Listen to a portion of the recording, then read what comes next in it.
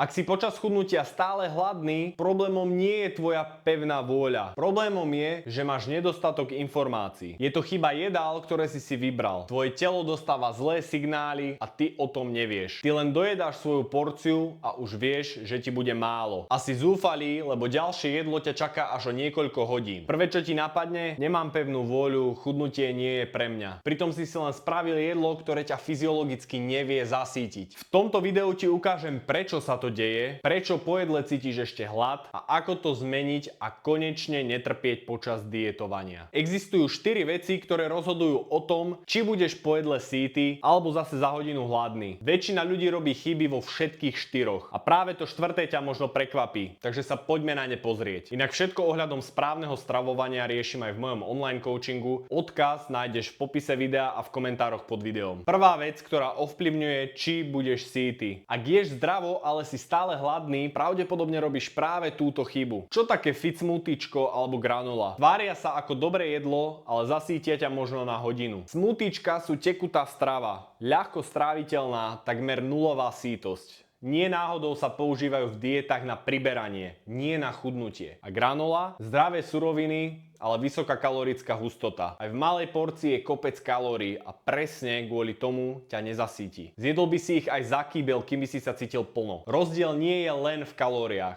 Rozdiel je v tom, čo to jedlo robí vo vnútri. Preto ak chceš schudnúť bez toho, aby si celý deň bojoval s hladom, každé tvoje jedlo potrebuje poriadny zdroj bielkovín. Bielkoviny sa totižto trávia a vstrebávajú pomalšie, preto ťa zasítia viac ako sacharidy alebo tuky. Navyše, lepšie stimulujú leptín, ale aj ostatné hormóny sýtosti ako cholecystokinín, PII a GLP-1, na ktorý inak presne pôsobí aj Ozempic, len vo forme inekcie. A ešte jeden malý bonus bielkovín je, že majú vyšší termický efekt jedla ako sacharidy alebo tuky. Termický efekt jedla je množstvo energie, teda kalórií, ktoré tvoje telo spotrebuje na spracovanie, vstrebávanie a transport živín. Približne 20 až 30 kalórií z bielkovín sa spotrebuje už len na ich spracovanie. Pri sacharidoch je to asi 5 až 10 a pri tukoch len do 3 Čiže bielkoviny ťa zasítia, pomalia trávenie, regulujú hormóny hladu a časť ich kalórií telo spáli samo od seba. A ak nevieš, ktoré jedlá sú bohaté na bielkoviny, stiahni si tento ťahák na chudnutie. Odkaz na stiahnutie nájdeš v popise videa alebo v komentároch pod videom. Problém číslo 2. Prečo chudneš ľahšie, keď zješ viac jedla? Predstav si svoj žalúdok ako balónik. Keď ho nafúkaš, mozog dostane signál dosť, lebo praskne. Ale keď zostane scvrknutý, signál nepríde a ty si stále hladný, aj keď si práve jedol. Nenafúkol si balón, respektíve nenaplnil žalúdok dostatočne na to, aby mozog dostal pocit, že je plný. Presne tu rozhoduje objem jedla. Veľká misa zeleniny, zemiakov alebo mesa, balónik sa nafúkne, žalúdok je natiahnutý, mozog dostane signál sýtosti a ty si plný a spokojný. A čo takto 3 lyžice arašidového masla, hrst orechov a čokoládový croissant? Balónik zostane skoro prázdny. Kaloricky si mohol zjesť to isté, ale žalúdok nič necítil. A to je dôvod, prečo veľa ľudí pri chudnutí hladuje. Nejedia málo kalórií, jedia jedlá s malým objemom. Jedlá s vysokým objemom a nízkou kalorickou hustotou, čiže zelenina, ovocie, odtučnené mliečne výrobky, zemiaky, chudé mäso a aj niektoré polievky fyzicky zaberú veľa miesta v žalúdku, ale kaloricky ťa nestoja skoro nič. Vizuálne ti dajú pocit plného taniera, takže už len na pohľad si povieš, že je to mega porcia jedla a biologicky aj pocit plného žalúdka. A pritom kaloricky zostaneš v deficite. Preto pri chudnutí nejde len o to jesť menej. Ide o to jesť jedlá, ktoré fyzicky zaberú veľa miesta v bruchu. Čiže viac jedla a ideálne veľa bielkovín sa rovná menej hladu a lepšie výsledky chudnutia. Chyba číslo 3. Prečo ťa niektoré jedlá zasítia na hodiny a iné len na chvíľu? Väčšina ľudí ti povie, že zelenina, ovocie alebo celozrnný chlieb sú zdravé a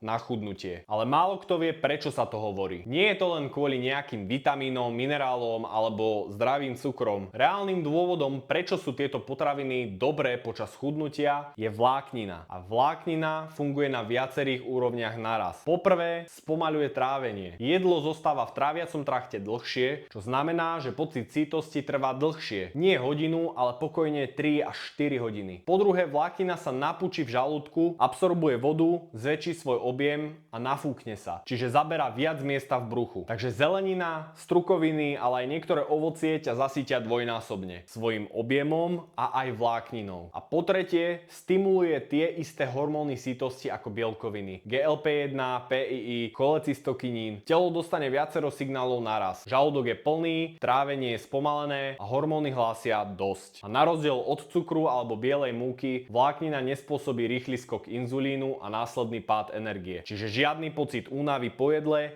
a žiadny náhly hlad o hodinu neskôr. Ak teda chceš jesť menej bez toho, aby si hladoval, zelenina, strukoviny, ovocie a celozrnné potraviny nie sú len zdravé. Sú to jedlá, ktoré aktívne bojujú proti hladu. Viac vlákniny znamená pomalšie trávenie, plné brucho, spokojné hormóny a stabilnejšiu energiu. A menej chvíľ, kedy stojíš pred otvorenou chladničkou a nevieš prečo. A posledný, problém číslo 4. Tento zdravý šalát má pravdepodobne viac kalórií ako Big Mac. Trošku olivového oleja, polka avokáda, 50 gramov balkánskeho syra, záhrasť orechov, dressing na vrch. Každá ingrediencia samostatne vyzerá nevinne. Každá sa tvári zdravo, ale dokopy pokojne 600, možno 700 kalórií. A ty si povieš, že veď dietujem. Tu je vysvetlenie, prečo to tak je. 1 gram tuku má až 9 kalórií. Bielkoviny a sacharidy majú po 4 kalórie na gram. Čiže tuky majú viac ako dvojnásobnú kalorickú hustotu.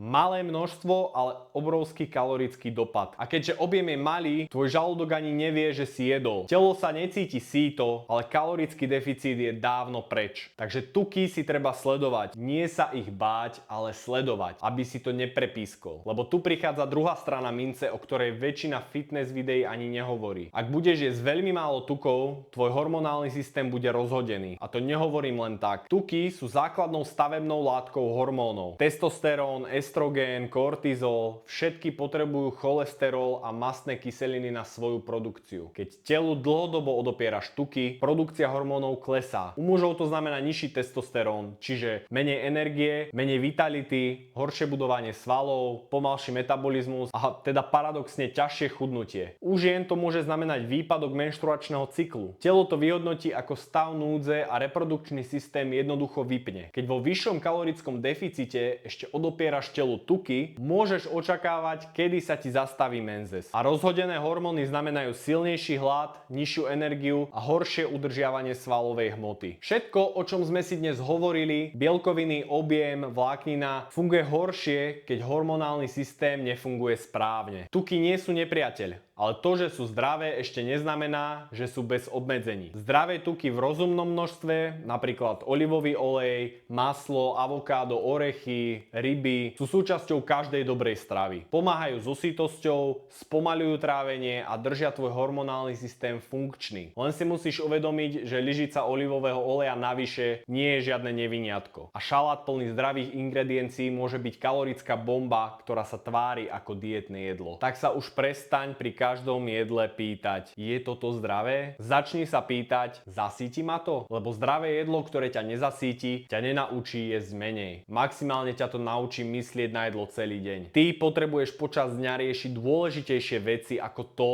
že si v kuse hladný. Nie preto, že máš slabú vôľu, máš len zlú stratégiu. Tvoje jedlá nemajú dostatok bielkovín, nemajú objem, tuky ti zožrali kalorický rozpočet skôr, než si vôbec začal. Tvoje telo nie je nepriateľ, ktorého musíš prekonať. Je to systém, ktorý reaguje na vstupy. Daj mu tie správne vstupy, teda dostatok bielkovín, jedla s veľkým objemom, vlákninu a rozumné množstvo zdravých tukov a zrazu proti tebe nebojuje, ale naopak ťaháte za rovnaký povraz. Hlad nezmizne preto, že si silnejší, ale preto, že telo konečne dostalo to, čo potrebuje. Dobrá dieta nie je tá, ktorú vydržíš dodržiavať 10 dní. Dobrá dieta je tá, pri ktorej o jedle nemusíš ani rozmýšľať. A nezabudni, odkaz na spoluprácu so mnou nájdeš dole v popise videa alebo v komentároch pod videom. A ak chceš predísť 3 najčastejším chybám pri chudnutí, pozri si toto video a zisti, ktoré chyby to sú a ako proti ním bojovať.